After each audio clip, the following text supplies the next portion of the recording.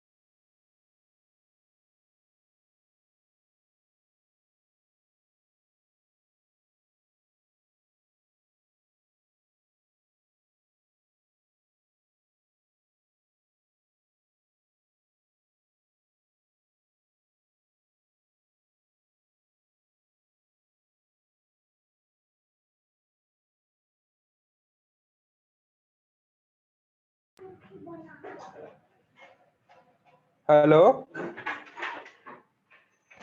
Hello उदास से क्या होता है? पुष्पक जी राकेश जी बोलिए। हेलो हेलो सर नमस्कार सर। नमस्कार जी। नमस्कार। और क्या हाल है भाई? सर आशीर्वाद है। बढ़िया। हाँ सर क्या आशीर्वाद वजह है। लेट हो रहा है? हाँ सर वो नेटवर्क इशू है ना अपने झज्जर रोहतक रेवाड़ी के अंदर। अच्छा अच्छा अच्छा। बैंडविड्थ इशू है। आकाश भाई उसी- दिखाई दे रहा है? आकाश जी भी वो कनेक्ट नहीं कर पा रहे हैं, मैंने बोला है उनको मेरे ऑफिस आ जाएंगे ताकि यहीं कनेक्ट कर लेंगे वो भी। अच्छा अच्छा, चलो ठीक है, अब क्या? नव्या जी अभी बस कनेक्ट कर रहे हैं, तो अभी हो जाएगा। थोड़ा प्रॉब्लम आ रहा है वहाँ भी, कर रहे हैं वो try।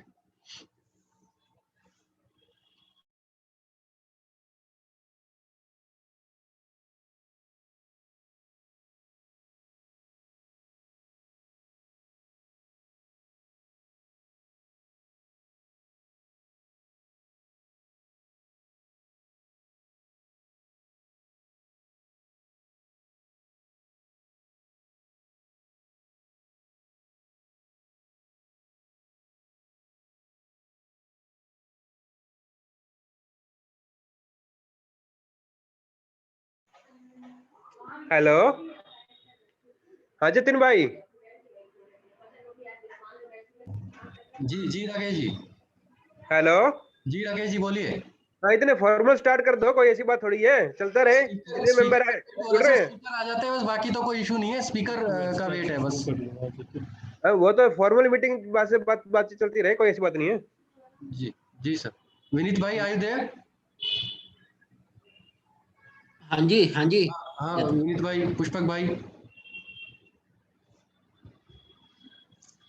जतिन जी, स्पीकर साहब को तो आने दो फिर एक बार ही, उसके मैं बाद वही चीज बोला था कि एक बार स्पीकर साहब आ जाए फिर उसके बाद तो स्टार्ट ही हो जाएगा वो। अभी हाँ जितेश जी नव्या जी से बात कर रहे हैं, ट्राई कर रहे हैं, क्योंकि अभी बात हो गई थी, मीटिंग उन्होंने स्टार्ट की है उसके बाद हाँ बिल्कुल, ये अभी ये बैंडविड्थ की सब जगह प्रॉब्लम है। हाँ ये पूरे हरियाणा में बैंडविड्थ वाला इशू, बैंडविड्थ वाले कनेक्शन भी बंद हो गए ना अब तो। नहीं तो नव्या जी की तो कौन मिस करेगा। हाँ, और नव्या विनीत जी से भाई क्या हाल है? से बात करके अभी बता देते हैं सर। हेलो।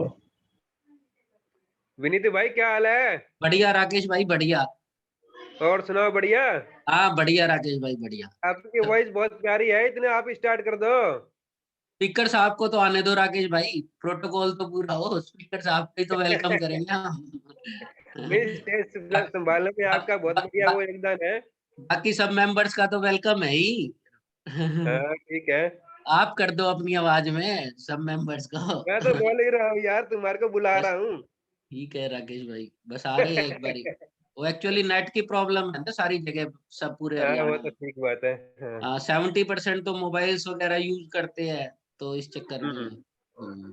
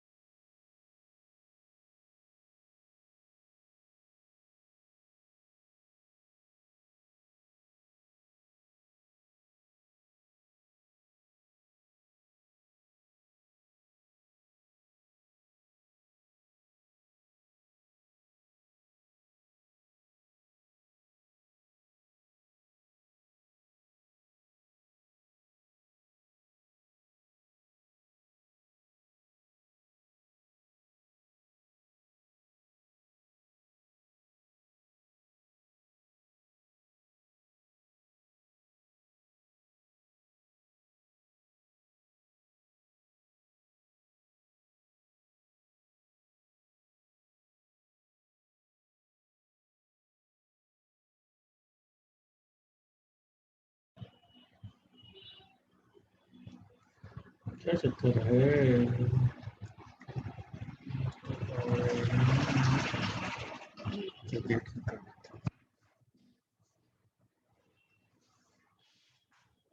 तो फिर बफर है,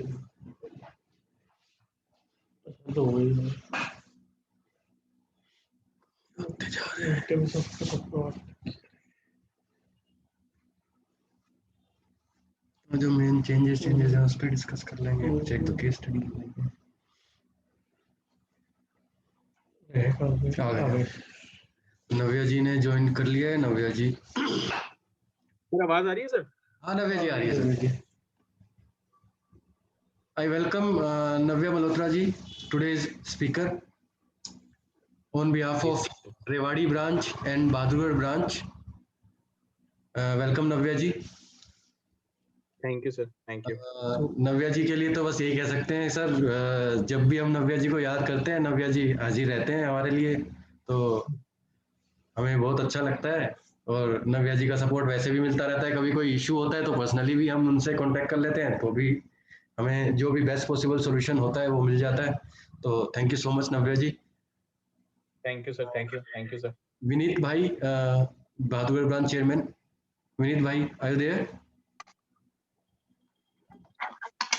विनीत जी, पुष्पक जी। Yes yes. हाँ विनीत भाई, तो अपने नव्या भाई साहब आ चुके हैं।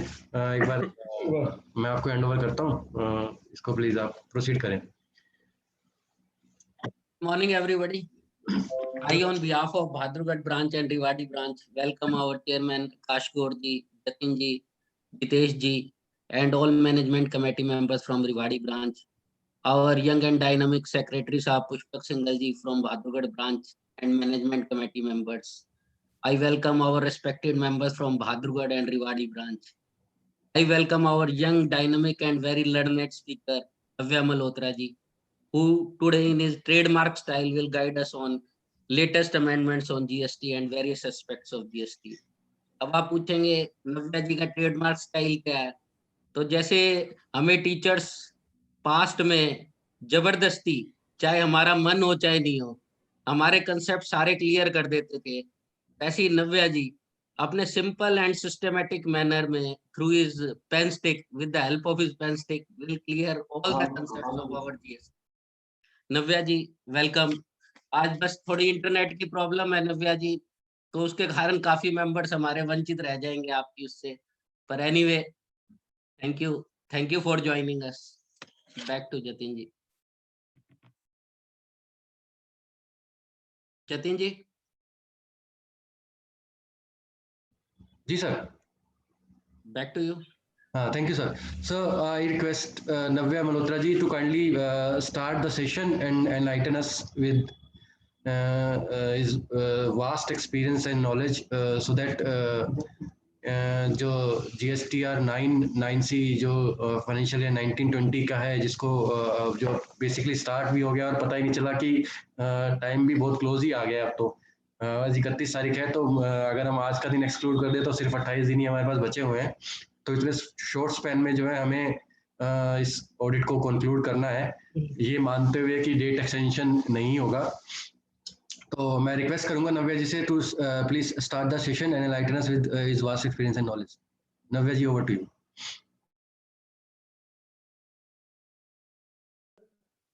Sir very good morning to all of you. Good morning sir. Sir आवाज आ रही है? जी सर। हाँ जी। गुड मॉर्निंग सर, आवाज आ रही है सर? जी सर, जी आवाज आ रही है सर। Good morning. जी sir. I once again welcome all of you.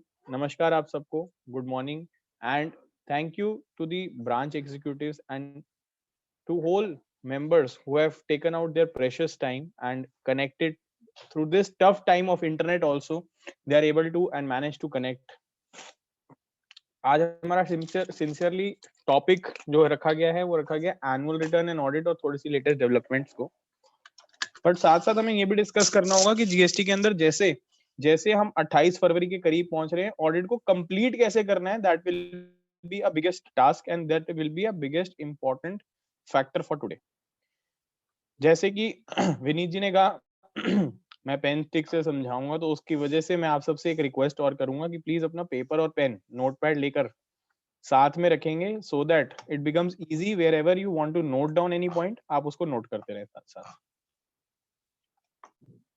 तो मैं स्क्रीन शेयरिंग एक बार स्टार्ट करना चाहूंगा। यस तो आई बिलीव आप सबको स्क्रीन दिख रही है, और हम जी अब सर। जल्दी से टॉपिक के ऊपर अपना कुछ इंपॉर्टेंट एस्पेक्ट स्टार्ट करेंगे। सबसे पहले हमारा एक इंपॉर्टेंट एस्पेक्ट ये है सर कि पहली बात, क्या हमें ये देखना है कि 2 करोड़ और 5 करोड़ वाला जो थ्रेशोल्ड है, क्या वो अभी भी कंटिन्यू हो रहा है ऑडिट के लिए, यस और नो। अगर हम 2 करोड़ 5 करोड़ की बात करें, तो मैं aggregate turnover 2 crore, aggregate turnover 5 crore की बात करता हूँ। If your aggregate turnover is below 2 crore rupees, तो 2 करोड़ से कम में हमारे लिए आज भी 9 और 9C की अगर बात की जाए, तो GSTR 9 is optional and GSTR 9C is not applicable. ये अभी भी मैं बात कर रहा हूं 2019 और 20 की। 2019-20 के लिए भी हमारी 9 ऑप्शनल है और 9C नॉट एप्लीकेबल है अगर आपकी turnover is below 2 crore rupees. अगर किसी को कोई क्वेरी आती है या कुछ है, तो वो अपना साथ साथ चैट बॉक्स में भी लिख सकते हैं, चैट बॉक्स मेरे पास ओपन है। अगर हम 2 करोड़ से 5 करोड़ की बात करते हैं, तो हमारा 2 करोड़ से 5 करोड़ के थ्रेशोल्ड के बीच GSTR 9 इज कंपल्सरी और 9C is not compulsory again. लेकिन अगर मैं 5 करोड़ से एक्सीडिंग की बात करूंगा सर, तो 5 करोड़ से एक्सीडिंग में when we cross 5 crore rupees, हमारे लिए 9 भी कंपल्सरी है और 9C भी कंपल्सरी है फॉर द फाइनेंशियल ईयर 1920। फिलहाल के लिए इसकी डेट रखी गई है 28 फरवरी 2021, आपकी जो डेट अभी आ रही है, और 28 फरवरी 2021 को आपको 9C कंप्लीशन खत्म करनी है फॉर द फाइनेंशियल ईयर 1920। मैं सबसे पहले अपना एस्पेक्ट स्टार्ट करूंगा जो क्रिटिकल एस्पेक्ट्स हैं ऑफ 1920। आपको 17, 18, 18, 19 और 19, 20 इन तीनों में क्या फर्क है और कहां ध्यान रखना है, इस चीजों पे ध्यान रखना है। आपने 17, 18 और 18, 19 किसी तरह खत्म कर दिया है। हाउएवर 1920 में ऐसा क्या खास और नया है जो हमें ध्यान रखना है, हम इस पे अब चर्चा शुरू करेंगे। सर सबसे पहले हमें जो डिस्कशन करनी है, that will revolve around rule 36 सब रूल 4, रूल 36 सब रूल 4। रूल 36 चार्ज हमारे लिए क्रिटिकल एस्पेक्ट प्ले करेगा because it was effective from 9th of October 2019। 9 अक्टूबर 2019 को, 9 तो अक्टूबर मेरे पास आज 2019 को थोड़ी देर के लिए एक बार के लिए स्टार्ट करवा दे मेरे पास ना, कैसे करना है इसका एक बार। एक रूल। चलो ये लो। सर कोई अनम्यूट हो गया, हाँ सुमित जी। हाँ जी ठीक है। तो क्रिटिकली हमारे लिए 2019-20 के लिए रूल 36(4) एक इंपॉर्टेंट रोल प्ले करेगा। मैं आप सबसे चैट बॉक्स में एक सवाल पूछना चाहता हूं और उसका जवाब देंगे, तो इसलिए एक्टिवली बताएंगे सर। यहां पर हमारे पास 2 थ्रेशोल्ड और लिखने होंगे आपको। एक लिखना होगा सर 1 अप्रैल 2019 जहां से ऑडिट शुरू कर रहे हैं आप, 31 मार्च 2020 जहां ऑडिट खत्म कर रहे हैं आप, जिस पीरियड का ऑडिट हम कर रहे हैं। यहां पर 9 अक्टूबर 2019, 31 दिसंबर 2019, ये 2 डेट्स हमारे को मार्क करके चलनी पड़ेंगे। यहां पर अगर हम देखते हैं सर, तो हमारे पास एक सेक्शन होता था, सेक्शन 16 सबसेक्शन 2। यहां पर हमारे पास एक सेक्शन होता था सेक्शन 16 सबसेक्शन 2, और यहां से हमारे पास एक नया रूल इंट्रोड्यूस कर दिया गया। रूल का नाम था 36 सब rule 4।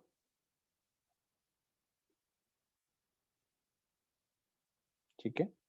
along with section 16 subsection 2, जब रूल 36(4) की बात की जा रही है सर, तो रूल 36(4) के अंदर आपको क्रिटिकली ये ध्यान रखना है, व्हेन आई टॉक अबाउट 36 सब रूल 4, यहां पर आपको 2A के अंदर 20% क्रेडिट अलाउ था, जो 2A के अंदर नहीं दिख रहा. So whatever credit you can claim is maximum capped unto 20% excess what is not available. ठीक है, यहां से आगे बढ़े, पहुंचे 31 दिसंबर के बाद, तो ये 20% को चेंज करके गवर्नमेंट ने 10% कर दिया. 20% को चेंज करके गवर्नमेंट ने 10% कर दिया. सो क्रिटिकली अगर हम इसको इवैल्यूएट करते हैं, समझते हैं, देखते हैं, तो जो सबसे मेजर रोल प्ले करता है बात का, वो ये करता है कि आपने जब 20% से 10% कर दिया, या यहां से 100% से 20% कर दिया, तो स्क्वीजिंग ऑफ क्रेडिट चला, और अब हमारे पास यहां से 2A की रिलेवेंस दिखने लगी. 2A की रेलेवेंस दिखने लगी, जबकि 2A की रेलेवेंस यहां तक कोई नहीं थी. इनिशियल जो हम क्रेडिट पीरियड देख रहे हैं 1 अप्रैल 2019 से लेकर अपना 9 अक्टूबर 2019 तक, that have no 2A impact. यानी कि अगर आपके 2A में क्रेडिट नहीं भी दिख रहा, तो भी आप रहे वो. तो आपको अंडरस्टैंड ये करना है कि आपको 2A वर्सेस बुक्स बना के चलना होगा, और उसके बाद उस हिसाब से हमें वर्किंग कंप्लीट करनी होगी. मैं एक एग्जांपल के साथ आपके साथ डिस्कशन को और बढ़ाना चाहूंगा. एक एग्जांपल लिखते हैं. क्यों? क्योंकि अक्टूबर, नवंबर, दिसंबर, जनवरी, फरवरी और मार्च, इन्हीं महीनों के लिए ये 2A वाली जो रूल 36(4) की डिस्कशन है, ये स्टार्ट की जाती है. ठीक है, ये 2A वर्सेस बुक्स वाली जो डिस्कशन है, इसको स्टार्ट किया जाता है. अगर मैं बोलूं कि मेरा यहां पर क्रेडिट आपके 3B में, आपके 2A में, आपका मैक्सिमम कैपिंग में कितना आ रहा है, तो उस हिसाब से अगर हम चलते हैं, तो क्रिटिकल यहां पर ये एस्पेक्ट है. एक एग्जांपल है, it is just an illustrative example. Let's say यहां पर आपने 3B में 1 लाख रुपए का क्रेडिट ले रखा है, या मैं बोलूं, और यहां 2A में 1 लाख का ही क्रेडिट दिख रहा था, पर आप मैक्सिमम क्रेडिट कितना ले सकते थे? आप मैक्सिमम ले सकते थे सर 1,20,000 रुपए का. ठीक है, नवंबर में पहुंचे हम सर. नवंबर में देखा मैंने, तो नवंबर में आपके 2A में क्रेडिट आ रहा था 2 लाख रुपए का, और आपने ले रखा है क्रेडिट 2.5 लाख रुपए, पर आपका मैक्सिमम कैप्ड क्रेडिट कितना था? 2,40,000 रुपए का. ठीक है, यहां पर भी समझ आ गया कि मेरा अभी तक अगर हम देखें तो इस वाले केस में हो सकता है मिसमैच की सिचुएशन हो सकती है. दिसंबर के महीने में जब हम पहुंचे, तो हमने फिर देखा यहां पर 1 लाख रुपए है, लेकिन क्रेडिट लिया गया है 1,40,000 रुपए. कैपिंग थी कितनी? 1,20,000 रुपए की. जनवरी में पहुंचा मैंने जनवरी में देखा यहां पर क्रेडिट अवेलेबल था 3 लाख रुपए, क्रेडिट ले रखा है सिर्फ 2.5 लाख रुपए. मैक्सिमम कैपिंग कितनी थी सर? यहां पर हो गई थी 10% की लिमिट, 3,30,000 रुपए. 3,30,000 रुपए. फरवरी में पहुंचे, अज्यूम करता हूं फिर 1 लाख रुपए का क्रेडिट है, लिया गया है सिर्फ 50,000 रुपए का, कैपिंग थी 1,10,000 रुपए की. मार्च में क्रेडिट आपके पास यहां पर दिख रहा है 2 लाख रुपए, और यहाँ कोई क्रेडिट अवेल ही नहीं किया गया, कैपिंग थी 2,20,000 रुपए. अब आप सर, मैं चैट बॉक्स में पूछ रहा हूँ, आप सबसे प्लीज रिप्लाई करेंगे, या किसी को लगता है कि उसको अनम्यूट करके जवाब देना है तो अनम्यूट करके जवाब देंगे please. What will be your course of action as an auditor in this case, जहां पे इतने सारे ये मिसमैच है? क्या आपका इस पे कोर्स ऑफ एक्शन होगा as an auditor? GST auditor की तरह पूछ रहा हूं आपसे सर. यहाँ तो चैट बॉक्स में लिखिए, या प्लीज इसका रिप्लाई करिए कि आप इस पे क्या प्रतिक्रिया लेते हैं. You can unmute yourself also. आप चाहें तो अनम्यूट करके भी डिस्कस कर सकते हैं.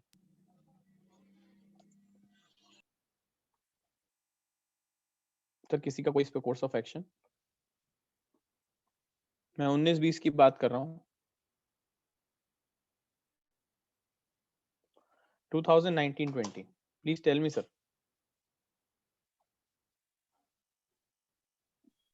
किसी का कोई इस पे कोर्स ऑफ एक्शन है?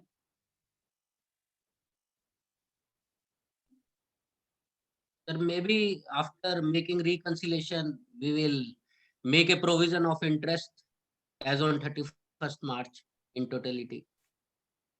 आप कहना चाह रहे हो सर कि 31 मार्च में मैं इसको क्यूमुलेटिव इफेक्ट पे लेके चलूं, हाँ ये जी, कहना चाह रहे हो? हाँ जी, हाँ जी।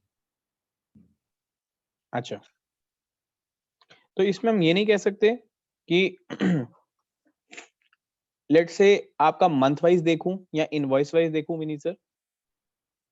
हर्षित जी भी यही कह रहे हैं, जतिन जी कह रहे हैं मंथली बेसिस पर चेक करेंगे, एक्सएसआईटी से देखेंगे। हर्षित जी कह रहे हैं will take aggregate of financial and get interest पे, जो कि विनीत सर ने भी बोला। विनीत सर इसमें हम ये नहीं करेंगे कि इसको मंथली देखें? सर रिकंसिलिएशन तो मंथली बेसिस पे बनाएंगे, पर इंटरेस्ट कम्युलेटिवली हम as on 31st March provision करेंगे एज पर माय व्यू। बाकी आप बताइए। अच्छा, ठीक है, ठीक है। तो क्या इसमें आप ये मुझे बता सकते हो सर कि आपने पहले महीने में सब कुछ ठीक ले रखा है, एक्सेस क्रेडिट अवेलेबल थी कैपिंग में, लेकिन Yes. दूसरे महीने में 10,000 रुपए ज्यादा ले रखा है कैपिंग से, Yes. तो आप ये कहना चाहते हो कि 10,000 रुपए का इंटरेस्ट यहाँ निकालोगे, Yes.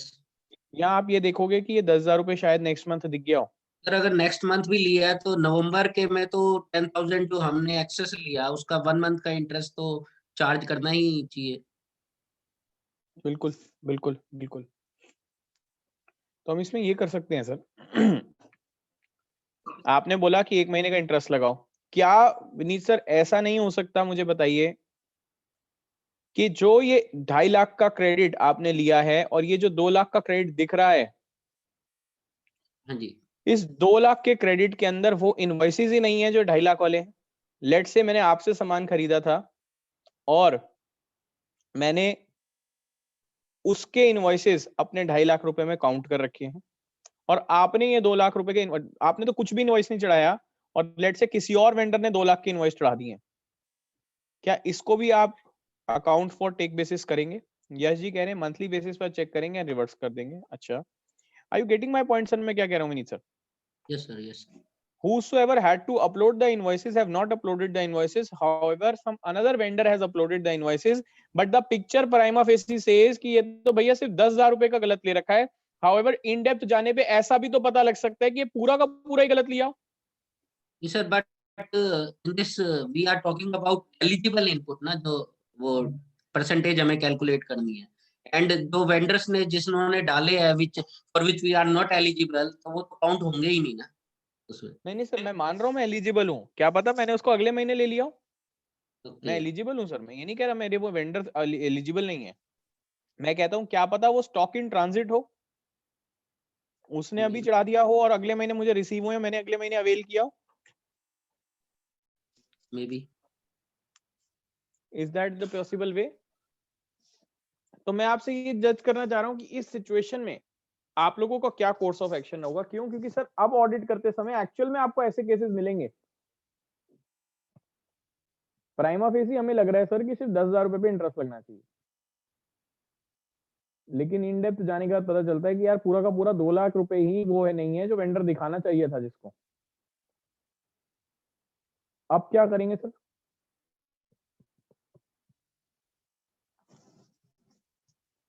ध्यान से सुनिए सर, हमें कुछ चीजें और लिखनी होंगी साथ, हमें कुछ चीजें लिख के चलनी है कि क्या क्या चीजें हमारी इंपैक्टफुल हो सकती हैं, क्या क्या चीजें हमारी इंपैक्टफुल हो सकती हैं इसके अंदर।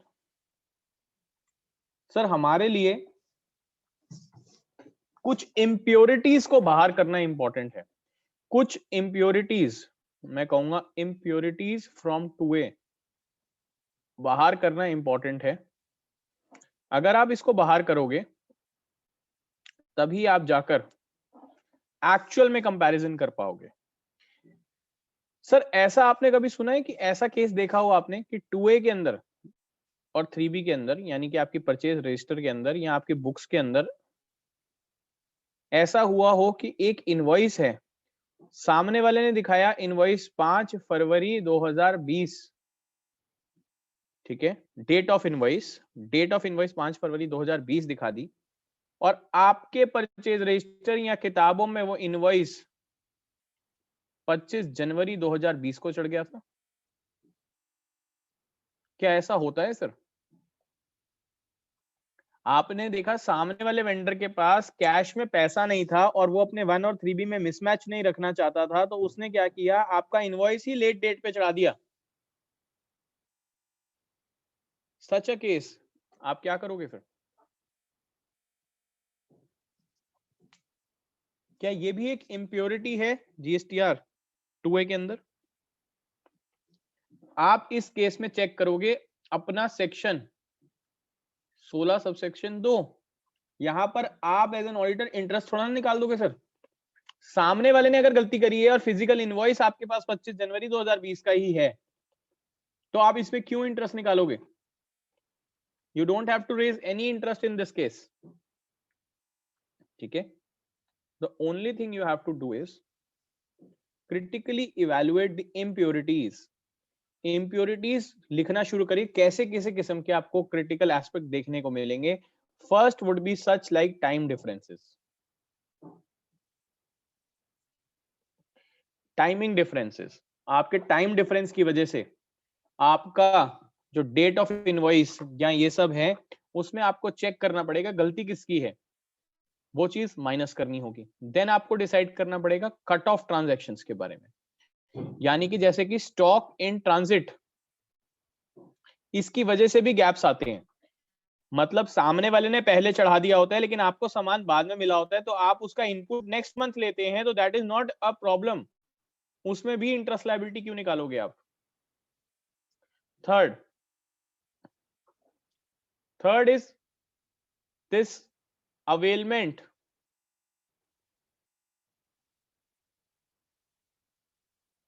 डिले, आपको डिले इन अवेलमेंट हुआ, मतलब आपने क्रेडिट को लेट लिया लेकिन लिया within time up to सितंबर। ये भी तो अलाउड था सर, मैं कोई इस महीने क्रेडिट ना लूं और वो 2A में दिख रहा हो और उसको मैंने बाद में ले लूं, दैट इज ऑल्सो अलाउड, ठीक है। नेक्स्ट मेजर एस्पेक्ट जो है, ये चीज लोग मिस कर जाएंगे, इन एलिजिबल क्रेडिट्स। ये जो 2A वाली कैपिंग की लिमिट है, that has to exclude all the ineligible credits, यानी कि 17(5) वाले जो ब्लॉक्ड क्रेडिट्स हैं, ये आपको बाहर करने होंगे। सेक्शन 17 फूड एंड बेवरेज, गाड़ी का क्रेडिट, इंश्योरेंस का क्रेडिट, ये सारे क्रेडिट्स खत्म करने होंगे, ठीक है। नेक्स्ट फिफ्थ वन, आपको रॉन्ग अपलोड्स का भी माइनस करना होगा। जो सामने वाला वेंडर आपका वेंडर ही नहीं है लेकिन उसने 2A में अपलोड कर रखा है, that is in other form ineligible to you, आपको उसका इफेक्ट भी रिड्यूस करना चाहिए सर। अब आप कहते हो सर ये सब इतनी सारी चीजें मैं एक साथ कैसे चेक करूं? आप कहते हो इतनी सारी चीजें मैं एक साथ कैसे चेक करूं? तो मेरे लिए सबसे क्रिटिकल यहां पर बात आती है, इतनी सारी चीजें एक साथ कैसे चेक करूं मैं? आपको करना होता है सैंपलिंग। सर आप एक क्वार्टर का सैंपल को पिक करिए, एक क्वार्टर का सैंपल पिक करिए और एक क्वार्टर के सैंपल से अपने एनालिसिस फॉर्म करिए और एनालिसिस फॉर्म करके डिसाइड करिए कि आपको करना क्या है। ये एक महीने के या एक क्वार्टर के सैंपल से पता लग जाता है कि कितने इनएलिजिबल टाइप ऑफ पार्टीज आती हैं, कितने रॉन्ग अपलोड आते हैं, और ऐसे सारी ट्रांजैक्शंस आपको यहां से आइडेंटिफाई हो जाती है। Is it clear sir? यहां तक आपको समझ आ रहा है? आगे सुनिए सर, जब ये क्रेडिट्स माइनस हो जाते हैं और ये सब माइनस होने के बाद जो कैपिंग आती है, आप उस कैपिंग में प्ले कर सकते हैं। मैं आज आपसे क्वेश्चन पूछना चाहता हूं, एक इनवॉइस है अक्टूबर महीने का, सर आपके 3B में टोटल क्रेडिट, 2A में टोटल क्रेडिट,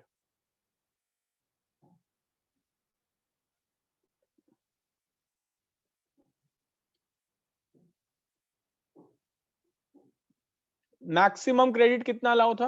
वो भी 1.2 लाख था। मुझे सर प्लीज एक चीज गाइड करो, मैं आपसे क्वेश्चन पूछ रहा हूं सर प्लीज, ये जो 20,000 का इनवॉइस है, इट्स नेवर अपलोडेड, ये अभी तक अपलोड नहीं हुआ है। अभी तक मतलब आज 31 जनवरी 2021 तक ये अपलोड नहीं हुआ है। एज एन ऑडिटर आप क्या इसका क्रेडिट डिनाई करोगे, इंटरेस्ट निकालोगे, या कोई एक्शन नहीं लोगे? I am asking you sir, this 20,000 का what will be your effect? Sir जल्दी से चैट बॉक्स में रिप्लाई करिए, या कहीं जैसे भी सर बताइए, अनम्यूट करना है अनम्यूट करिए, बताइए सर।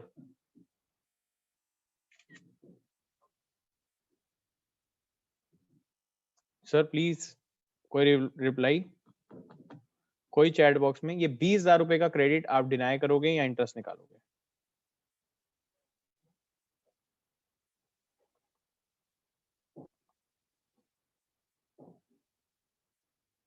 रिप्लाई करिए चैट बॉक्स में।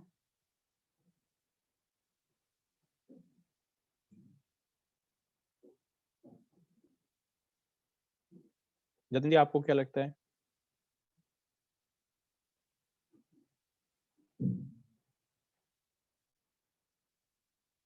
चलिए, इसमें हमारे लिए सबसे क्रिटिकल हो जाएगा ये 20,000 रुपए पे लोग कुछ क्या कॉल लेंगे कि इसको रिवर्स करना है या आपको इसको लेकर ही आगे बढ़ना है।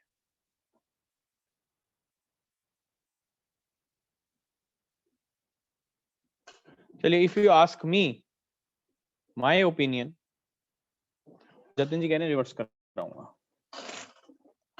ये 20,000 रुपए का क्रेडिट कभी अपलोड नहीं हुआ,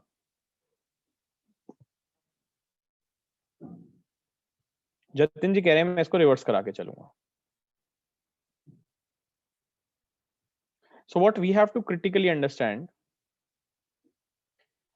we will not reverse the credit, sir. We will not reverse the credit. Why? Sir, this 20,000 की कैपिंग 120% की कैपिंग को अलाउड थी। उसने कहा आप क्रेडिट ले सकते हो maximum to an extent of 20% of the credit not available in your GSTR 2A। अगर 2A में कोई क्रेडिट नहीं दिख रहा तो जो दिख रहा है एलिजिबल है उसका 20% आप और ले सकते हो। तो सर ये एक आपके पास ओपन प्ले फील्ड है, it need not be reversed. ये क्रेडिट आपको रिवर्स नहीं करके चलना, ये क्रेडिट आपको लेकर चलना है, मानना है कि ये क्रेडिट मिलेगा और ये क्रेडिट 100% आपको मिलेगा ही मिलेगा। ठीक है जतिन सर, इसमें कोई प्रॉब्लम नहीं है, इसमें कोई डिस्प्यूट नहीं है, ये क्रेडिट आपको अलाउ हो जाएगा। आगे चलते हैं सर। यहां तक किसी का कोई डाउट है सर? यहां पर किसी का कोई डाउट नहीं है? चलिए सर नेक्स्ट पॉइंट पे चलते हैं आगे। नेक्स्ट पॉइंट जो है और क्रिटिकल है सर। एक नेक्स्ट सेकंड क्रिटिकल एस्पेक्ट लिखने जा रहा हूं मैं आपके साथ। The next critical aspect is a notification number 22/2019 dated 22 नवंबर 2019।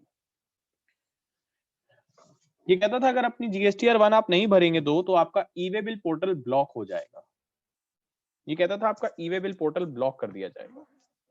मैंने इसे ई-वे बिल पोर्टल ब्लॉक कर दिया जाएगा आपका। तो यहाँ पर अब आपके लिए सबसे जी जी जी अगर जी, ये जी, 20,000 की जगह 1 लाख रुपीस होता तो हमारा क्या ट्रीटमेंट होता? खुशबू सर आप एग्जाम्पल को फिर से मैं लिख देता हूँ।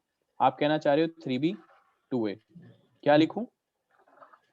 1,20,000 लिखा था ना वहां पे, आप जो है 3B के अंदर हमने इनपुट ले लिया 2 लाख रुपीस का। ठीक है, और 2A में है 1 लाख रुपीस। ठीक है, अब और ये 20% से ज्यादा हो गया। मान के चलिए आज हमारे पास 31 जनवरी 2021 है, और ये इनवॉइस आज तक अपलोड नहीं हुआ, ये 1 लाख के इनवॉइसेस हैं, ठीक है जी जी जी रचित जी भी, मैं यही बोल रहा हूँ, पुष्पक जी ध्यान से सुनना। यहाँ पर आपने मुझे बोला ये 1 लाख रुपए के इनवॉइसेस हैं भैया, ये कभी अपलोड नहीं हुए। In such a case maximum credit allowed to you was 1,20,000, जी ठीक है। आप 80,000 रुपए के क्रेडिट की लाइबिलिटी निकाल दोगे सर, 80,000 के क्रेडिट की लाइबिलिटी निकालो, क्योंकि सर 20% तो उसने अलाउ ही किया है ना आपको कि इतना क्रेडिट आप लेकर चलोगे, तो उसमें क्या प्रॉब्लम है? वो तो हमारे पास एक प्रैक्टिकली देखे तो सर पार्टी के पास तो सारे बिल ही है ना 2 लाख रुपीस के।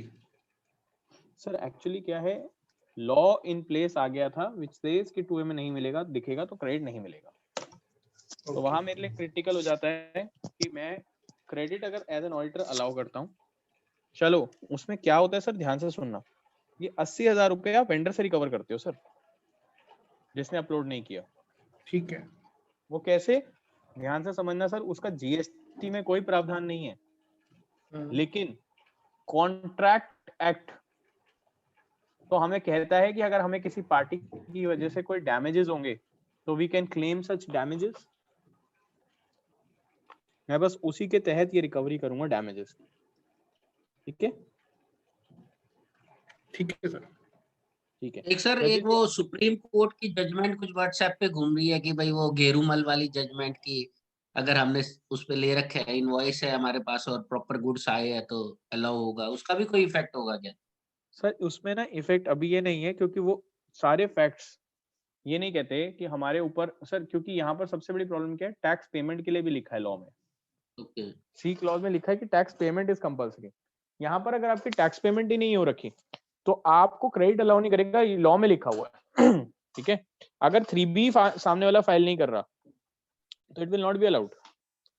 सो वो डिपार्टमेंट कंटेंट करके आगे तक ले जाएगा और शायद केस भी जीत जाएगा सर उसमें। Okay sir.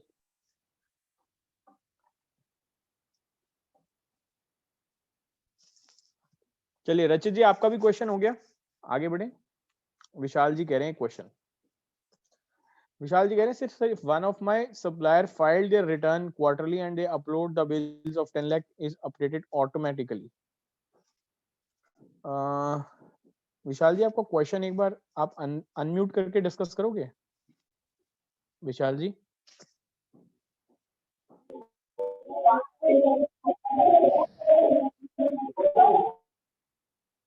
विशाल जी एक बार अनम्यूट करके अपना क्वेश्चन डिस्कस कर लीजिए। हेलो जी विशाल सर। सर, मेरा ऐसे एक क्वेश्चन है। अगर जनवरी की रिटर्न में फाइल कर रहा था 19 की, मतलब क्या है 19 की, उस टाइम जानना कि क्रेडिट 3B में था। सॉरी, और 10,000 वाला मेरा शो कर रहा है 2A के अंदर। 90,000 रुपीज के इनवॉइस थे मेरे पास, और मेरे किसी सप्लायर ने रिटर्न फाइल कर दी क्वार्टरली। अब जो इनवॉइस जब 2A में अपडेट होंगी तो मेरी अप्रैल की रिटर्न में शो करेगा। ठीक है। हाँ जी। तो उस जब मैं फाइल कर रहा था मतलब अप्रैल की रिटर्न, उस टाइम तो मेरी लाइबिलिटी बनती थी क्योंकि उस टाइम 2A में मेरे रिफ्लेक्ट कर नहीं रहे थे बिल। अगर मैंने आपके अकॉर्डिंग चलूं तो मुझे 90,000 मतलब पे करना बनता। बे नहीं करना पड़ता। मैंने बोला था, अगर मैंने जो भी एग्जांपल लिया उसमें मैंने माना आज तक अपलोड नहीं हुआ, आपके केस में बाद में अपलोड हो गया है विशाल सर। अच्छा, बाद में अपलोड तो हो गया, लेकिन जो अभी भी मतलब दिक्कत आ रही है कि 2B में जैसे अपलोड हो जाते हैं जो इनवॉइसेस एक पर्टिकुलर डेट तक, उसका क्रेडिट हमें मिलता है मैक्सिमम 105% हो गया। ठीक है। बाद में अपलोड हो जाते हैं दोबारा इनवॉइसेस, चाहे 4 Okay. महीने बाद चाहे 5 महीने बाद, तो वो 2A में अपडेट हो जाएंगे ऑटोमेटिकली बैक डेट में, लेकिन 2B में अपलोड नहीं होते। ठीक है। तो उस केस में अगर मैं अपने क्रेडिट को एग्जैक्ट मान के जो मेरे पास बिलिंग के अकॉर्डिंग होता है वो मैं क्लेम करना चाहता हूँ और क्लेम करता भी हूँ, लेकिन है। बाद में मेरी 2A जैसे बढ़ जाती है ऑटोमेटिकली प्रीवियस मंथ की, जैसे सप्लायर्स रिटर्न फाइल करेंगे चाहे वो क्वार्टरली फाइल करें या जब भी करें, तो इस केस में इंटरेस्ट पे चार्ज होना चाहिए या नहीं? विशाल सर उस केस में इंटरेस्ट आएगा, बिल्कुल आएगा। इंटरेस्ट इम्प्लीकेशन आते हैं कि आपने लेट पहले ले लिया और वो डिस्क्लोज बाद में हुआ, और अगर ये डिस्क्लोज ही ना हुआ तो इंटरेस्ट के साथ साथ इनपुट रिवर्सल भी कराना पड़ता। सर, जो लार्ज कंपनीज हैं जिसकी टर्नओवर ही हाई, अगर स्मॉल डीलर से ट्रांजेक्शन करना चाहती है तो करेंगी भी नहीं मतलब? सर वो नहीं करेंगी या करेंगी, will totally rely on the QRMP scheme, जो स्कीम आई है नहीं, वो क्वार्टरली रिटर्न मंथली पेमेंट में चले जाएंगे ना सर। स्मॉल वेंडर्स आपको मतलब ये है, ठीक है, वो QRMP में जैसे ही जाएंगे उनके पास एक IFF इनवॉइस फर्निशिंग फैसिलिटी की एक ऑप्शन दी गई है, वो 50 लाख तक के तो इनवॉइसेस मंथली अपलोड कर ही सकते हैं। सर एक चीज ठीक है आपकी बात, लेकिन अगर मैं QRMP स्कीम में ऑप्शन में चूज ही नहीं करना चाहता, मैं चाहता हूँ जैसे मैं एग्जिस्टिंग रिटर्न 3B 20 तारीख को फाइल हो रही थी और क्वार्टरली में रिटर्न फाइल करना, सर क्या वो ऑप्शन भी अवेलेबल है? मतलब आप 3B 20 तारीख को देते रहो और क्वार्टरली अपनी रिटर्न फाइल करूँ R1? ये ऐसा ऑप्शन नहीं है sir. If you are going to QRMP you have to go for quarterly return monthly payment in 1 also and 3B also. Okay. And sir जैसे रिटर्न्स QRMP स्कीम के according है, इसके अंदर GSTR1 जैसे फाइल होगी, अगर मैं क्वार्टरली बेसिस पे चूज करता हूँ, मेरी B2C की टर्नओवर है ठीक है, सारी, और मैं अपनी टर्नओवर को डिस्क्लोज करना नहीं चाह रहा, एज एन कि मेरा 3B के अकॉर्डिंग टैक्स बनता, अगर मंथली बेसिस में मैं चेक करता सेल्फ असेसमेंट मेथड के अकॉर्डिंग मेरा टैक्स बनता है हर महीने का, पहले 2 महीने बन रहा था, थर्ड महीने में मेरा नहीं बनता। R1 में जब भी फाइल करूंगा तो उसमें तो मैं B2C लमसम में दिखाता हूँ, हाँ तो इस केस में क्या रहेगा? उस केस में पता ही नहीं चलेगा कि आपका कितना, क्योंकि उसमें डेट ऑफ इनवॉइस तो जाती ही नहीं है, तो B2C के लिए तो प्ले करने का ऑप्शन अभी भी बचा है। आप मंथ 3 में GSTR1 में अपलोड करोगे, क्या पता 3B में भी मंथ 1 मंथ 2 0 रखो और मंथ 3 में सारा डाल दो। Okay sir, thank you. ठीक है विशाल सर। अग्रवाल सर पूछ रहे हैं can we avail the shortfall ITC of October etcetera in next month. देखिए शॉर्टफॉल ITC का अग्रवाल सर आप क्या कहना चाह रहे हो कि मेरा क्रेडिट वो अक्टूबर का था या पिछले साल का था? अग्रवाल सर अगर आप एक बार अनम्यूट करें।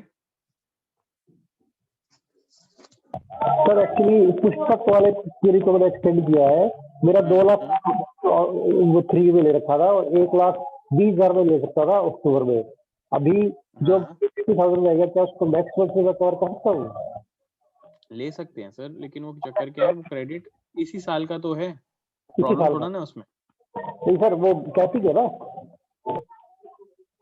क्या कैपिंग है सर? तो 20% और 20% की कैपिंग है ना सर। सर कैपिंग में ये प्रॉब्लम तो नहीं है ना, लेकिन कि आप पिछले साल का क्रेडिट अगले साल नहीं ले सकते, ठीक है, या पिछले महीने जो क्रेडिट्स अलाउड है वो तो आप लोगे ही लोगे सर। Okay clear sir? ठीक चलिए सर म्यूट कर लेंगे सर जी। तो अब हम थोड़ा सा आगे बढ़ते हैं और क्रिटिकली अब एक दो चीजों को आगे दिखते हैं। मैंने एक नोटिफिकेशन लिखी थी ऊपर, नोटिफिकेशन नंबर 22/2019, ये आई थी मेरी 22 नवंबर 2019 को। सर यहाँ पर बोला जाता था कि आपकी 2 GSTR1 नहीं जाएंगी तो आपका ई वे बिल पोर्टल ब्लॉक हो जाएगा। पर्टिकुलरली आज हम जब GST ऑडिट कर रहे हैं तो हमारे लिए ये एक सिचुएशन बहुत क्रिटिकल हो जाती है इन टू एन एक्सटेंट। अगर आपकी कोई 2 GSTR1 डिलेड फाइल है तो आप चेक करो उस क्लाइंट के उस महीनों में जाकर कि क्या उस GSTR1 में कोई इनवॉइसेस B2B के हैं जिनका ई वे बिल एग्जिस्ट ही ना करता हो, जिनका ई वे बिल एग्जिस्ट ही ना करता हो, ये हमें देखना पड़ेगा। So now the tough aspect here is हमें ये महीने ढूंढने पड़ेंगे जहां पर हमारा GSTR1 डिले हुआ, उसमें हम चेक करें डेप्थ में जाकर कि कोई ऐसे हैं जिनके इनवॉइसेस कैटेगरिकली लिखे जाएं, और इनवॉइस के आगे फिर आप चेक करेंगे, यहाँ पर इनवॉइस के आगे आप यहाँ चेक करोगे कि क्या ई वे बिल नंबर आ रहे हैं या नहीं आ रहे। अगर ई वे बिल नहीं आ रहे तो इसका मेंशन भी आपको GSTR 9C में करके चलना होगा, इसका मेंशन भी आपको GSTR 9C में करके चलना होगा, यानी कि आपको GSTR 9C में लिखना होगा प्लीज।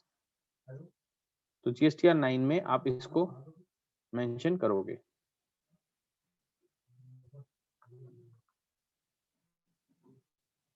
ठीक है,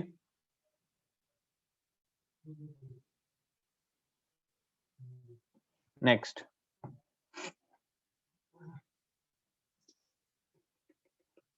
सर यहाँ आपको डाउट है?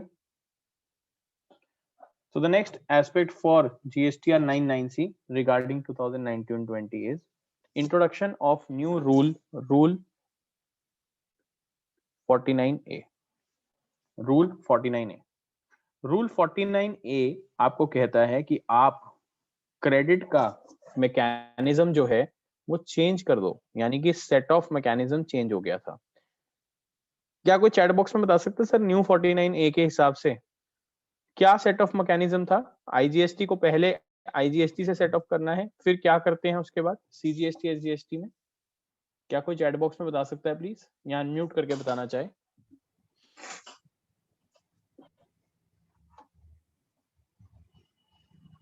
बताइए प्लीज। सर बेसिकली यही था कि सबसे पहले आई का जो इनपुट है उसको हमें टोटली कंज्यूम करना पड़ेगा, only then we will be able to shift to the credit of CGST and SGST. Jatin sir, IGST के बाद सीजीएसटी एसजीएसटी में से किसको चूज किया जाएगा? सर उसके बाद सी के लिए सी यूज होगा और एस के लिए एस यूज होगा। नहीं, आईजीएसटी का जो बैलेंस बच जाएगा। अच्छा, वो आई के पहले सी यूज होगा, फिर उसके बाद वो एस में जाएगा। अच्छा, ओके। अंकिता जी सॉरी अंकित जी कह रहे हैं anyone CGST और SGST। हर्षित जी कह रहे हैं IGST in totality if any balance left then CGST and then SGST। हमें ये अंडरस्टैंड करना पड़ेगा कि now the rule after 1st of April 2019 got changed। It says आप पहले IGST ले लो पूरा IGST के अंदर, अगर कोई IGST में बैलेंस बच जाए तो आप C या S किसी में भी जा सकते हो in any proportion।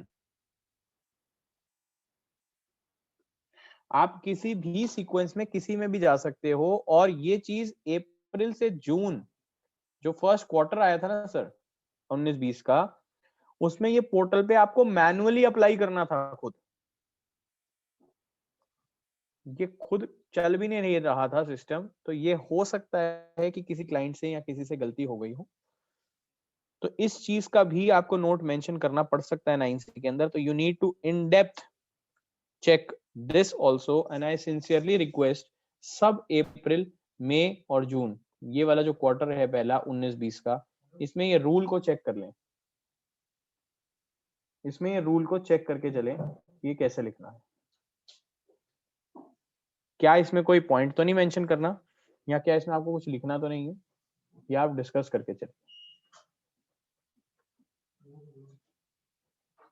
ठीक है,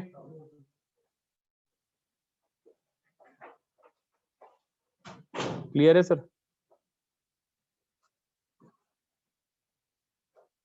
जतिन सर यहां तक क्लियर है? जी सर। ठीक है, नेक्स्ट देखो आप आगे।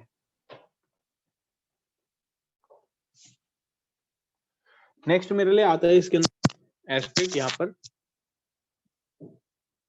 New input tax credit RCM, sorry input tax credit कह रहा हूँ, न्यू आरसीएम। एक नया आरसीएम इंट्रोड्यूस हुआ था, ये क्या आरसीएम था और कब से आया था, कोई आइडिया दे सकता है क्या?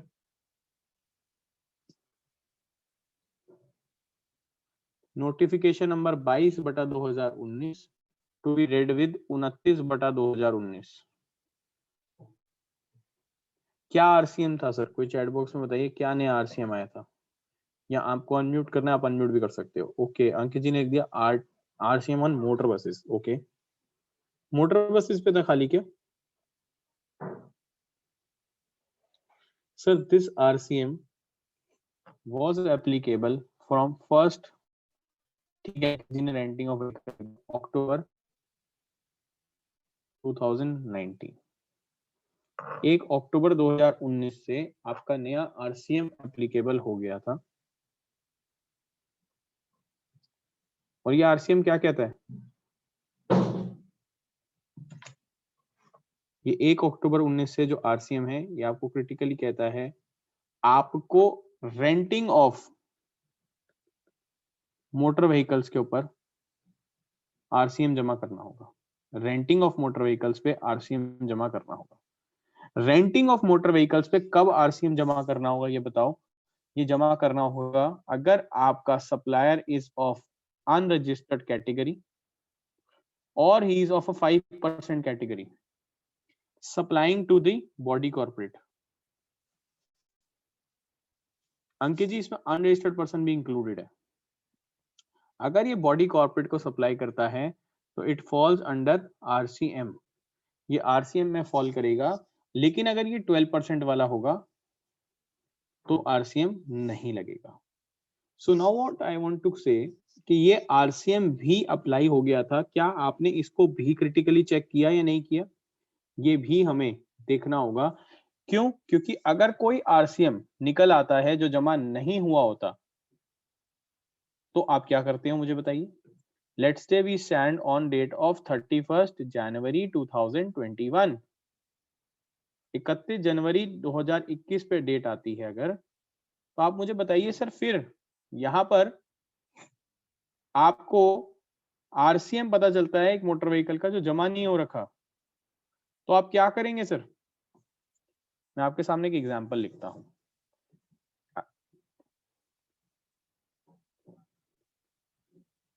इसने क्या किया, 1 लाख रुपए का इनवॉइस, उस पे 5,000 रुपए जीएसटी लगा दिया और 1,05,000 का इनवॉइस दे दिया। जब 1,05,000 रुपए का इसने इनवॉइस दे दिया तो ये 1,05,000 के इनवॉइस पे आपने इसको 1,05,000 की पेमेंट भी कर दी। जब आपने 1,05,000 की पेमेंट कर दी तो यहां से इसने 5,000 रुपए गवर्नमेंट को जमा कर दिया और आपने 5,000 रुपए का इनपुट लेना था क्या? नहीं। रेंटिंग ऑफ मोटर व्हीकल का इनपुट तो ब्लॉक्ड क्रेडिट्स में लिखा हुआ है, it is a blocked credit. Sir ये क्रेडिट तो आपको मिल ही नहीं सकता था। यहां पर अब आपको दिखता है कि ये सिचुएशन है कब की, ये सिचुएशन है जी 1 नवंबर 2019 की, दैट इज 1 अक्टूबर 19 के बाद की सिचुएशन है। Sir this situation was of RCM nature, however ये फॉरवर्ड चार्ज में चार्ज कर दिया गया और टैक्स पे कर दिया। अंकित जी कह रहे हैं if used for employ buses then also it is blocked. Sir ध्यान से समझो, रेंटिंग ऑफ मोटर व्हीकल्स आपका ब्लॉक्ड होता है अगर वो अलाउ हो जाता। अंकित सर क्रेडिट की लिस्ट देखोगे, वो अलाउ हो जाता है अगर वो यूज्ड फॉर पैसेंजर्स है and it is a 13 motor vehicle more and if it is getting rented तो आपको क्रेडिट अलाउ हो जाता है अंकित सर। ठीक है, बसेस की बात अलग है, इसीलिए मैंने सिर्फ रेंटिंग ऑफ मोटर व्हीकल लिखा। यहाँ पर क्या पता जो गाड़ियां रेंट पे ली जाती हैं।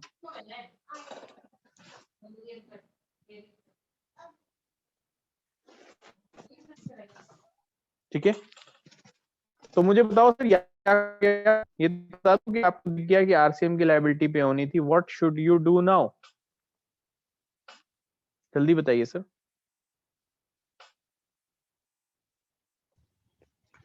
सर अब उसको पे करवाएंगे। सर पे कराओगे कैसे, फिर डबल पेमेंट नहीं हो जाएगी?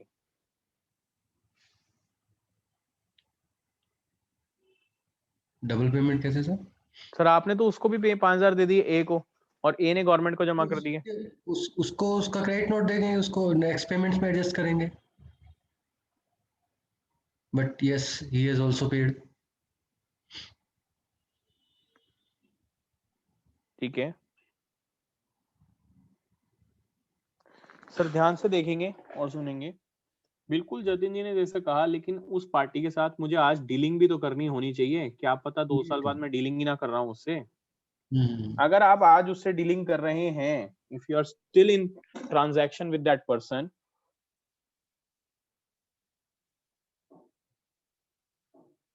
अगर आज आप इससे आज भी ट्रांजैक्शन कर रहे हो तो वो जतिन जी और उधर से सजेस्ट कर रहे हैं सारे, सर मुझे बताओ, अगर आपने सजेस्ट किया कि मैं उसको क्रेडिट नोट दे दूं या डेबिट नोट, सर क्या सजेस्ट कर रहे थे आप, credit note debit note?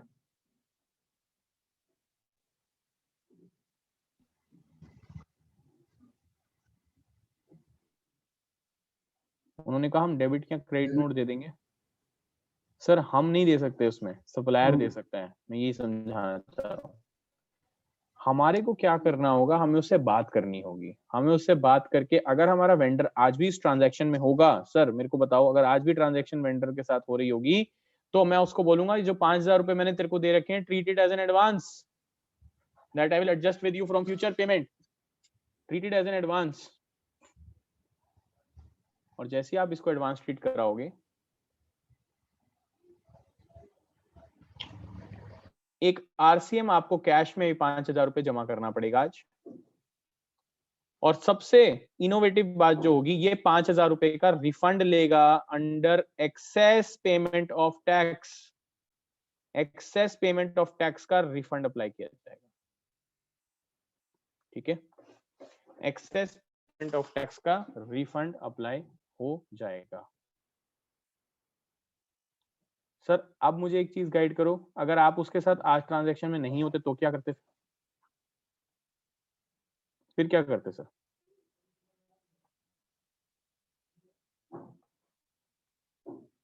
Sir अगर आप उसके साथ आपको ट्रांजैक्शन ही नहीं कर रहे तो कैसे सेटल करोगे? लॉकडाउन के बाद पता लगे वो पार्टी ट्रेसेबल नहीं है।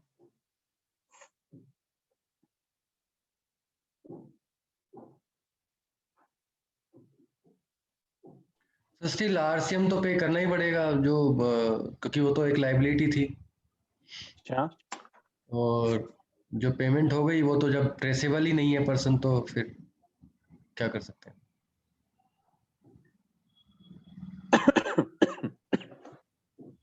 आपको ध्यान से सुनना होगा सर। आप उस केस में एज एन ऑडिटर क्या कर सकते हो, ध्यान से देखिए। उस केस में आपके पास एक रिकोर्स होगा रेवेन्यू न्यूट्रलिटी का। आप ये कहोगे कि ये 5,000 रुपए मैंने उसको दे दिए, उसने आपको जमा कर दिए, तो हम इसमें diplomatically what we will write in our audit report that since this was a case and they have no transaction now occurring with that vendor, we have actually in a view of management taken opinion not to take it as a transaction and hence revenue neutrality will prevail. However, if any adverse views are in provisions, that shall be applicable to the entity. समझ पा रहे हैं sir? अगर आप transaction ही नहीं कर रहे तो फिर सेटल कैसे करोगे उसके साथ आज? फिर कैसे सेटल करोगे?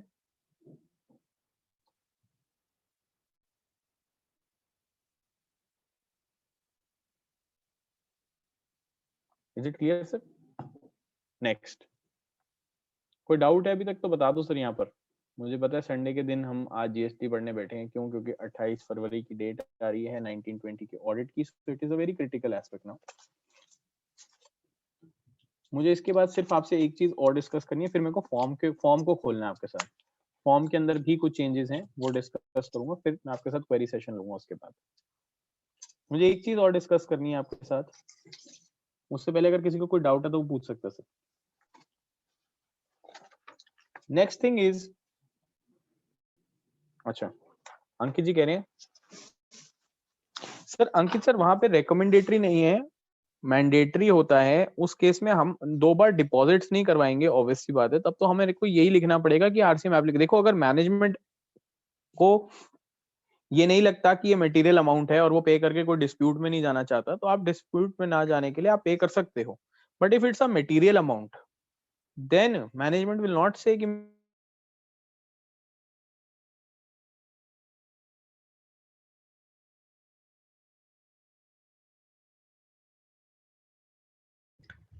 नव्या जी आवाज नहीं आ रही आपकी।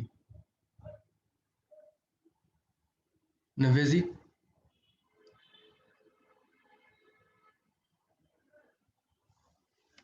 नव्या सर आपकी आवाज नहीं आ रही है। अब आ रही है सर? अब आ रही है? जी सर, अब सही है। मैं कह रहा हूँ सर, उसमें हमारे को जस्टिफाई यही नहीं कर सकता हूँ कि मैं इसको कह रहा हूँ कि मैंडेटरी नहीं है, बट मुझे इसको उसको जस्टिफाई तो करना पड़ेगा ना सर। दे कैन नॉट पे twice. So ultimately we need to take any view on this and we have to critically evaluate, और उसमें लिखकर हमें चलना पड़ेगा। मैं ये कह रहा हूँ आपको आइडेंटिफाई हो गया, इसका पॉइंट मेंशन करके चलिए। अगर मैनेजमेंट चाहता है पे करना, डिस्प्यूट में नहीं जाना है, तो पे करवाओ, ठीक है sir? Next thing is very important. Ankit sir okay?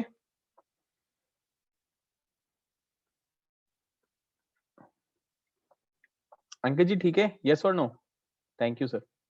Sir 18 subsection 6 plays a very important role जो हम मिस आउट कर जाते हैं. ये मिस आउट हो जाता है. क्या कहता है सेक्शन 18(6)? 18(6) क्लियरली आपको बोलता है कि आपको अगर कोई कैपिटल एसेट है आपके पास जिसको आप डिस्पोज ऑफ करते हो, जिसपे आपने इनपुट टैक्स क्रेडिट ले रखा होगा, उस पर आपको 18(6) की एप्लीकेबिलिटी को ट्रिगर कराना होता है. एक एग्जांपल लेता हूं आपके सामने. मैंने एग्जांपल लिया, आपके पास 1,20,000 रुपए का कोई इनपुट टैक्स क्रेडिट था कैपिटल एसेट का. आपने उसको 19 महीनों के बाद 19 मंथ्स यूज करके बेच दिया. आपने अगर इसको डिस्पोज ऑफ कर दिया तो आपको क्या करना होगा? 19 महीने का मतलब होता है कितने quarter? 7 quarters. Part of a quarter is a quarter. तो 5 into 35 सॉरी 5 into 7 इज 35%. आपको 35% ही इनपुट अलाउ होगा, बाकी रिवर्स करना होगा. यानी कि 1,20,000 का 35% होता है आई थिंक 48,000. बैलेंस अमाउंट कितना हुआ? 72,000. अगर 72,000 रुपीज आपका यहाँ पे क्रेडिट दिखा आपको, अब आप ध्यान से समझिए. ये मशीन आपने 1,00,000 रुपए की बेची, जिसपे 28% टैक्स लगाया आपने. कितना हो गया? 28,000 रुपए. सर ये 28,000 रुपए का जब टैक्स हो गया तो आपने ये जो 50,000 रुपीज है, लोगों ने क्या किया होगा सर? 28,000 ही पे किया होगा. आइडियली आपको 72,000 पे करना होगा. ये सॉरी 42,000 आएगा, ये 78 होगा. आप चेक कर लेंगे सर कैलकुलेशन. ये 50,000 रुपए की आपको लाइबिलिटी निकालनी पड़ेगी with interest as an auditor. As an auditor आपको ये 50,000 रुपए की लाइबिलिटी ट्रिगर करानी होगी along with the applicable interest. Is it clear sir? ये भी लोगों से मिस आउट हो जाता है सेक्शन चेक करना. यहाँ तक कोई डाउट है सर? अब मैं फॉर्म के बारे में बताऊं आपको. मैं फॉर्म के बारे में बताऊं. चलिए फॉर्म को देखेंगे सर एक बार.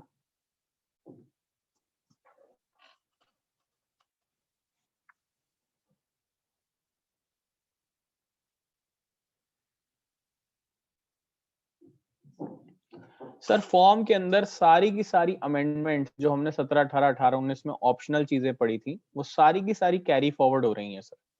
हर जगह 19-20 को फिर से रिप्लेस कर दिया गया और लिखा गया है 19-20, 19-20, 19-20. यानी कि अभी भी आप टेबल नंबर 4 में net of debit note, credit note figure लिख सकते हो, नेट ऑफ अमेंडमेंट फिगर लिख सकते हो. यानी कि ये टेबल का कोई यूज बचता नहीं है आपके लिए. नेक्स्ट चीज बचती है आपके लिए इसमें, आप एग्जेम्प्ट निल रेट नॉन जीएसटी को अलग अलग करके लिखना चाहते हो अगर, तो आप एग्जेम्प्ट निल रेट नॉन जीएसटी को अलग लिख सकते हो. लेकिन अगर आप चाहो तो 19-20 के लिए भी सेम ऑप्शन कैरी फॉरवर्ड है. यानी कि आप एग्जेम्प्ट के अंदर ही सारी को मर्ज करके फिगर्स को लिख सकते हो. तो यहां तक कोई डाउट है किसी का? कोई डाउट तो नहीं है? ठीक है. सेम टेबल नंबर 5 में आप net of debit note, credit note, net of amendments amount अभी भी लिख सकते हैं. यहां पर भी आपके लिए कोई डिफिकल्टी नहीं है. सेम ऑप्शन 19-20 के लिए कैरी फॉरवर्ड किए गए हैं. टेबल नंबर 6 के अंदर मेरे लिए सबसे क्रिटिकल चेंज हुआ, यही एक मेजर चेंज है जीएसटीआर 9 के अंदर 19-20 के लिए. 6B. जी सर. 6B के अंदर जहां पर भी टेबल नंबर 6 में कैपिटल गुड्स आ रहा है, वो कैपिटल गुड्स को अब आपको सेपरेटली देना होगा. पिछले साल क्या था? इनपुट सर्विस, कैपिटल गुड्स तीनों को मर्ज करके लिखा जा सकता था. अब तीनों को मर्ज करके नहीं लिखा जा सकता सर. अब आपको इनपुट और इनपुट सर्विस मर्ज करना अलाउड है, लेकिन कैपिटल गुड्स आपको अलग ही देना होगा. This is everywhere in the table. यहां पर आपको कैपिटल गुड्स अलग देना है. टेबल नंबर 7 के अंदर फिर से सेम ऑप्शन कैरी किए गए हैं। सारे रिवर्सल्स को मिलाकर कहाँ लिखा जा सकता है, अदर रिवर्सल्स में, लेकिन अगर कोई ट्रांस का रिवर्सल है तो उसको अलग लिखना होगा। Same concept carry forwarded from 1718 to 1890. In table number 8, however, there is one more change. Table 8 के अंदर भी आप यहां पर उन्होंने डेट फ्रीज कर दी अब 1 नवंबर 2020। 8A के अंदर जो भी फिगर आएगी सर 2A की, that will be freezed up to 1 November 2020, यानी कि 1 नवंबर 2020 तक जो भी क्रेडिट लेने होंगे आपको, जो 2A सॉरी GSTR1 फाइल हो गई होंगी, वही क्रेडिट आपको अलाउ होगा। यहाँ पर उसने साथ साथ ये सेक्शन 16(4) की भी एडिशन यहाँ पर कर दी है लाइन। उसने कहा 8C में आप वही फिगर लिखोगे जो क्रेडिट आपने अगले साल सितंबर की रिटर्न तक ले लिया होगा, ये भी उसने ऐड कर दिया। साथ में एक और चेंज है, अभी पिछले साल 17-18 और 18-19 में आपको अलाउ किया गया था कि आप इस फॉर्म की PDF भी अटैच कर सकते हो इस टेबल की 8A से लेकर 8D तक, अगर आपको लगता है कि ये टेबल सही नहीं बन रहा है तो। लेकिन अब इस साल ऐसा कोई ऑप्शन अभी कैरी फॉरवर्ड नहीं किया गया है, बट स्टिल अगर मैं मान के चलता हूं कि कहीं गलती लग रही हो तो आप अदर अटैचमेंट्स में इसको साथ में अपलोड कर देंगे। मूविंग फर्दर, यहां पर कोई चेंज नहीं है सर, आगे सेम चीज है, लेकिन टेबल नंबर 12 और 13 ऑप्शनल हैं, ये आज भी कैरी फॉरवर्ड किया गया है आपके लिए, ठीक है। टेबल 10, 11 और 12, 13 में सिर्फ एक चीज और ऐड कर दी गई है, उसने सितंबर 20 की यहाँ पर भी रिस्ट्रिक्शन की लाइन लिख दी है। साथ ही साथ टेबल नंबर 15, 16, 17 और 18 जो कि HSN टेबल भी थे, ये सारे टेबल फिर से ऑप्शनल रखे गए हैं, यानी कि ये इस बार भी नहीं भरोगे तो भी चल जाएगा। Moving to my GSTR 9C। 9C क्या कहता है?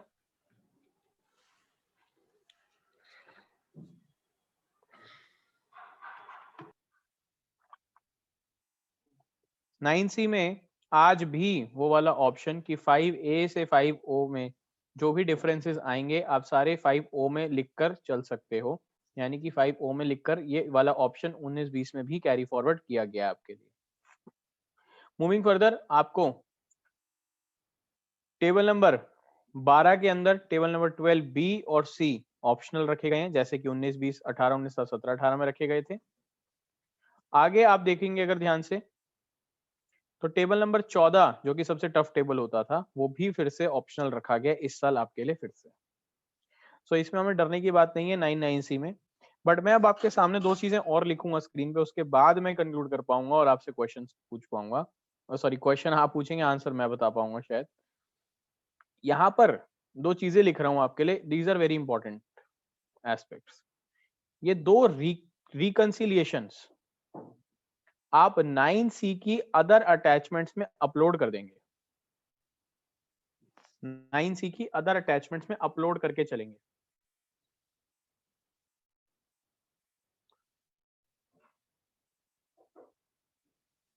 क्या अटैचमेंट्स हैं जरा ध्यान से सुनिए।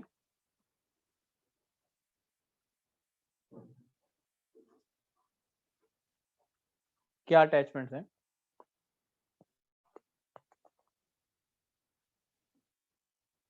सर पहली अटैचमेंट होगी आपकी टर्नओवर की रिकंसिलिएशन, जो 5O में आप डाल रहे हो उसका ब्रेकअप।